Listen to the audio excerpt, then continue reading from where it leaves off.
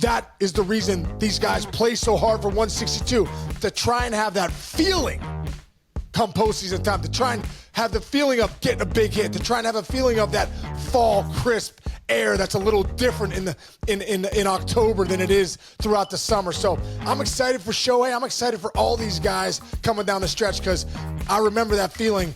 It was my 9th year in the big leagues until I felt it, and I was like, man, I wish I could have felt this every single year. It almost feels like a drug that you're like chasing. Incredible. You're on a roll. And I'm in love with the good life. Can't give it up. Make it to the top. Keep climbing. I wanna live it up. The good life. I'm coming up. I'm coming up. The good life. Good life. Oh, good life. Good life. Good life. Hey. Boom! Coming in hot, Chichi. There we go, baby. How we doing, man? What's going on today, brother? We're doing great, man. We keep ramping up the mayor's office, man. We got the countdown clock, which Sean is very excited about. It counts down, folks, from 5, 4, 3, 2, 1, and that's when Sean can drop his boom. We restarted because we wanted to see the boom. And then look at me, dude. I ride your coattails into some swag, dude. I got my melon cap. They sent them today. Dude, how comfortable is that hat? I wore it all day when I was golfing yesterday. It's so comfortable, dude. It's unbelievable. And it breathes like it's incredible. You don't feel like you're just dying of sweat. You know what I mean? No, I totally agree. Dude, you had your golf outing yesterday. I saw you with the Lambuski and all the big boys. Dude, all my college boys came in, dude. The celebrity. Oh, no, it wasn't a celebrity. It was the University of Richmond Golf Classic. No, yeah, it was for the Miracle League of the South Hills, Casey's Clubhouse. You know, an incredible day, dude. All the guys that come and support that, it was amazing. But you know, it's great, dude. It's great to see your college buddies. I get to see them probably once or twice a year. So when they come in and hang out, it was just it was a ton of fun, man. I noticed Johnny Cunningham, Doug Buchanan, all those guys. Dude, I noticed one thing in a picture. First of all, you're all huge people, but your son is dude, he is the biggest dude on the planet, dude. He should become a professional wrestler. You got to hook there. I was thinking the same thing. I'm like, am I shrinking, dude? I'm 6'3". He says he's 6'4". I'm like, Andrew, you're not 6'4". You have to be 6'5". You're so much bigger than everybody, including me. Andrew is a specimen, bro. You got to get him into like male modeling or something like that. I actually was like, dude, you should go to a modeling. I know you're trying to find a job. You should go to a modeling agency real quick and see how that goes. I agree, dude. All right. I mean, we could talk about this stuff all the time because we have fun talking. But, bro, it is time. It's been time for a lot of these teams. I'm just going to rip through some names, tee you up on something, but we are here. Mets, Braves, Padres, Dodgers, Rays, Tigers, Royals, Nats means something. Marlins, Twins means something. Orioles, Yankees means something when we come down to that. Guardians are sitting there waiting. Brewers are sitting there waiting. Let's not forget the AL West. You've got what do we got? We got so Mariners, much. The Mariners are streaking. Yeah, they're streaking. Julio Rodriguez is finally hot. You know what I mean? It's like. Yeah. You know, I'm going to sum it up with one thing that your boy Carlos Mendoza said the other night. You know, they're playing the Phillies, huge game, Sunday Night Baseball, 8th inning. Top of the lineup is coming up for the Phillies, and he brings in his closer. And here's what he had to say about that. I'm going to tee you up after. Hell of a job. You know, we've been protecting him the whole year, and now it's big boys time. You know, and he's our guy. So proud of him. All right, Case, that's your buddy. You drove to the ballpark with him last year when you were both Yankees. What does he mean by that? It's big boy time, man. This is big boy time. You know, at the end of the day, I think as managers, when you look at your team and your body of work, you need your stars to be stars at this time of the season, right? That's why you pay the big money for the big players or the young kids that are the big prospects, and they come up. We need you to be that right now. Diaz, we need you to come in the 8th against the biggest part of the Phillies lineup, and we need you to take care of business. You know, Aaron Judge, we need you to come up in a big situation and take care of business. We need, anybody, all the guys, Pete Alonso with Lindor down. We need you. We need the big boys out here. We need you to be Pete Alonso for a couple weeks here. Like it goes down to every team that's really in it. You know, you saw Santander the other day hit a 2-run home run to win it. There's a big boy for the O's. They're trying to, make sure they get into the right seed. Ohtani and Betts the other day going tying it up and going back to back. We need the big boys to come out. And that's the thing. It's like, that's what's great about baseball. There's star power out there.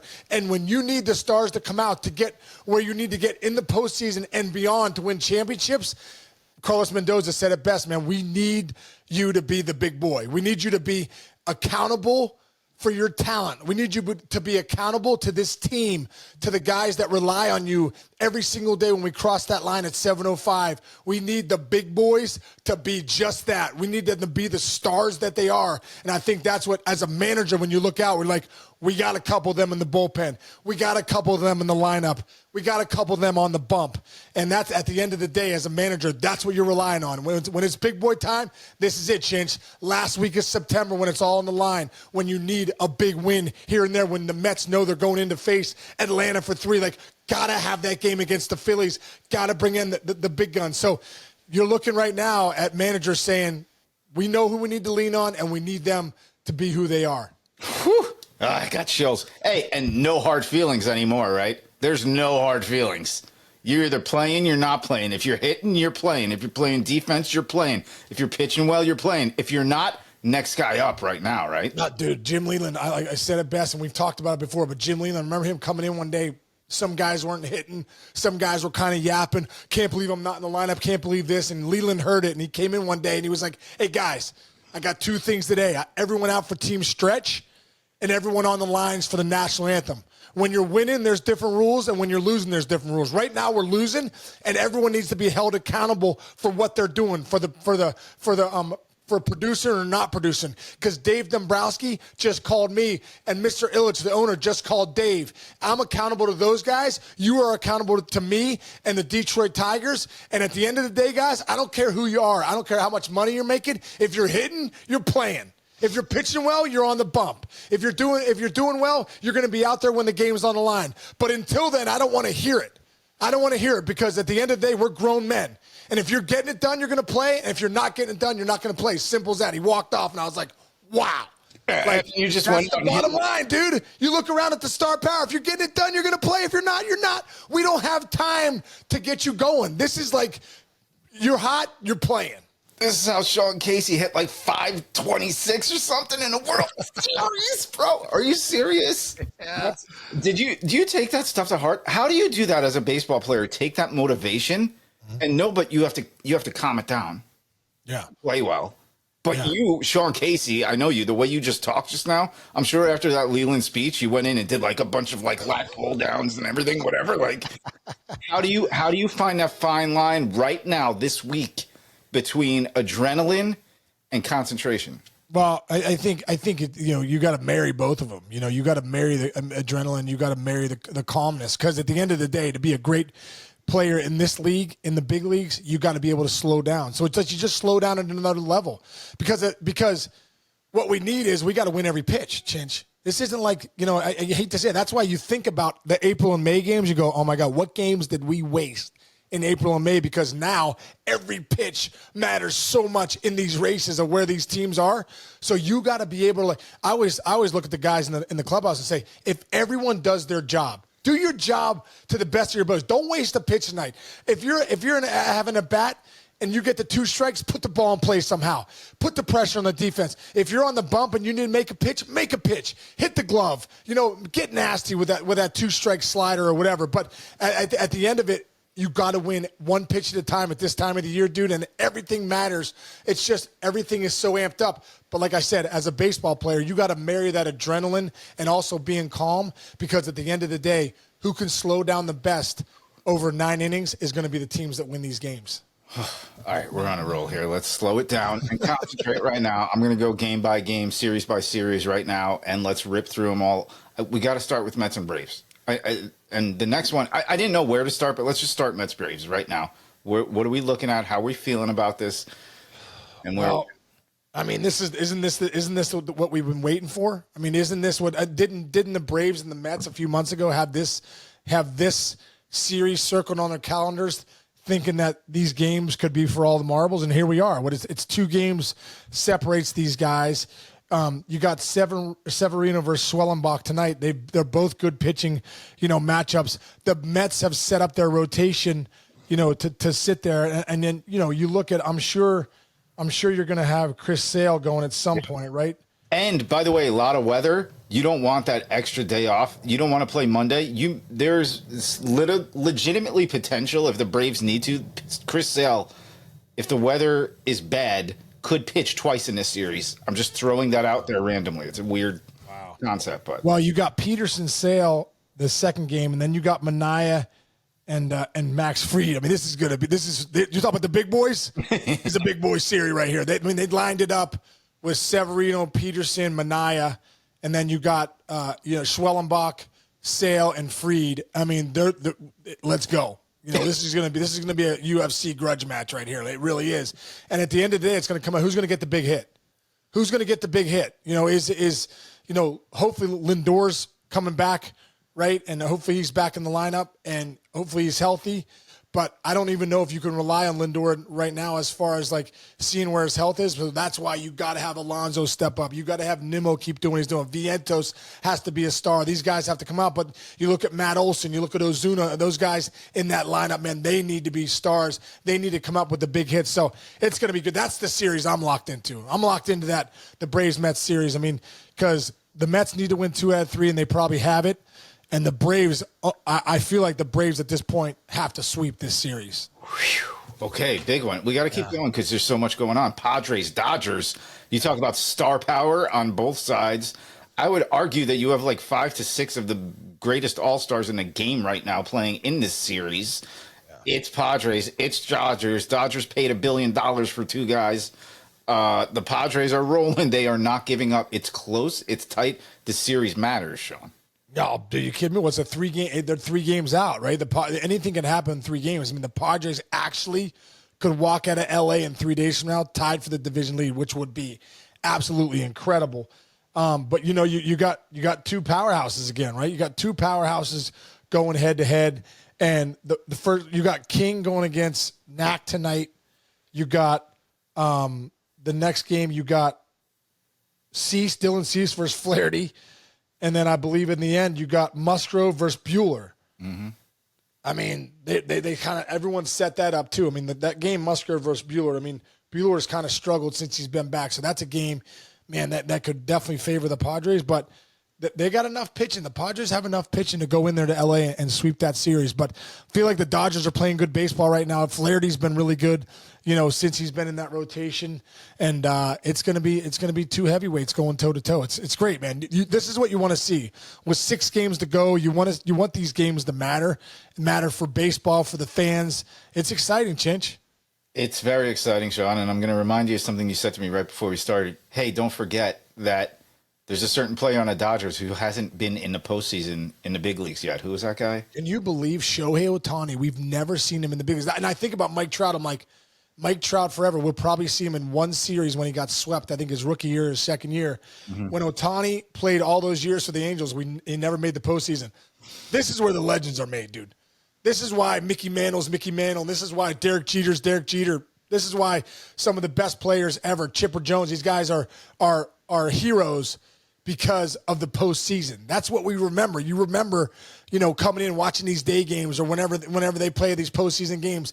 You want to see Shohei Ohtani in the postseason. And I think for all of us as fans, getting a chance to see him in that lineup come postseason time, I'm excited for Shohei Ohtani, dude.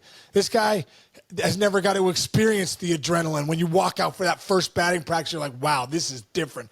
You can feel it in the air from the reporters, from the fans. There's a buzz. And then you get announced for the opening day announcements and you the lineup and you come out and they announce your names. Now leading off for the Dodgers, Shohei Ohtani, the place is going nuts. Like, that's an experience as a human.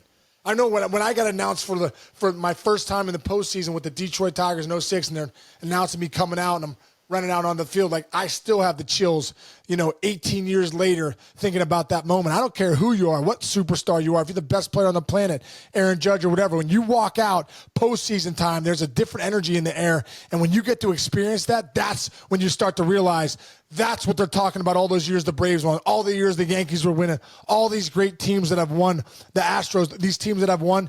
That is the reason these guys play so hard for 162, to try and have that feeling come postseason time, to try and have the feeling of getting a big hit, to try and have a feeling of that fall crisp air that's a little different in October than it is throughout the summer. So I'm excited for Shohei. I'm excited for all these guys coming down the stretch because I remember that feeling. It was my 9th year in the big leagues until I felt it, and I was like, man, I wish I could have felt this every single year. It almost feels like a drug that you're like chasing. It's incredible.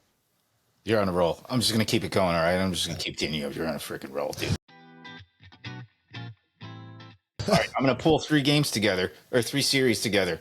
Rays, Tigers, Royals, Nats, Marlins, Twins.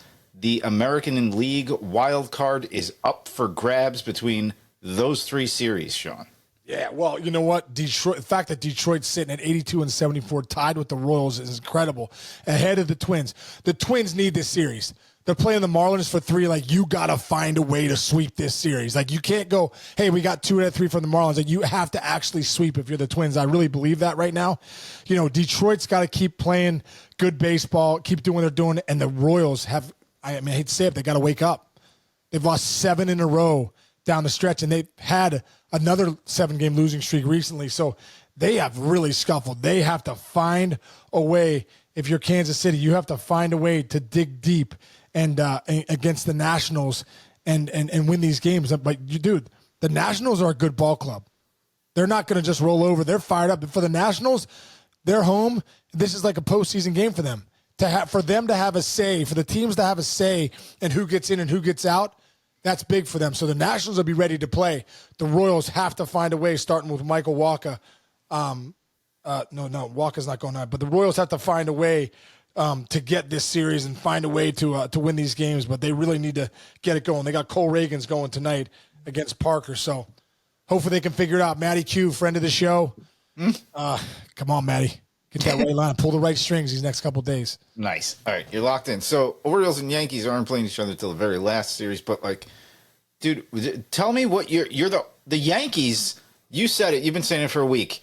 Keep streaking. Keep getting hot. Keep getting hot. Get to the playoffs at the right time. You're the Yankees. You need to win that division. They are going to win the division. It's over pretty much today, probably. Yeah. But if you're the Orioles right now, you're backing in. You're kind of backing in. You're going to get there, I think. It's almost inevitable. Oh, they're there. Yeah, they're 4 up. They're in. What's your mentality going into these series this week for the Orioles? I think for the Orioles is just get one. I think they're, what are they, 1 away from clinching?